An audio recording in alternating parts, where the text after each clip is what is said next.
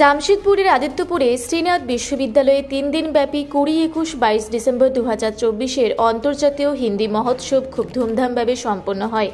এই মহোৎসবে প্রায় 1600-এর বেশি প্রতিভাগী অংশগ্রহণ করে বলে জানিয়েছেন বিশ্ববিদ্যালয়ের কুলাধিপতি সুখদেব মাহাতো। তিনি জানান, ঝাড়খণ্ড, বিহার, পশ্চিমবাংলা, উড়িষ্যা, উত্তরপ্রদেশ, ছত্তিশগড় সহ বিভিন্ন রাজ্য থেকে প্রতিভাগী এই হিন্দি মহোৎসবে সম্মিলিত হয়। এই মহোৎসবের মুখ্য উদ্দেশ্য হিন্দি সহ অন্যান্য ভারতীয় ভাষার উন্নতি এবং বিকাশ করা। এতে ভারতবর্ষের বিভিন্ন ভাষাভাষী, বিভিন্ন সংস্কৃতি, বিভিন্ন ধর্মের মানুষকে একই মঞ্চে নিয়ে আসা এবং এক ভারত শ্রেষ্ঠ ভারতের পরিকল্পনার প্রচেষ্টা মাত্র। হিন্দি ভাষা এবং সাহিত্যের দেশে এবং বিদেশে মহত্ব এবং যোগদানের বিষয়ে 3 দিন ধরে বিশদভাবে চিন্তন মন্থন করা হয়।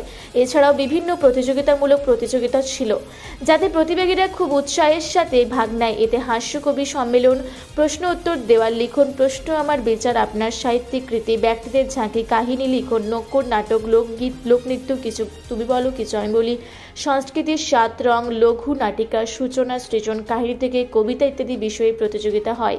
অন্তিম দিনের মহোৎসবে মুখ্য অতিথি হিসেবে উপস্থিত ছিলেন ন্যায়মূর্তি আনন্দ সেন, উচ্চ ন্যায়ালয় ঝাড়খণ্ড এবং সীমা সমৃদ্ধি কুশবাহা, অধিবক্তা সর্বোচ্চ ন্যায়ালয় নিউ দিল্লি।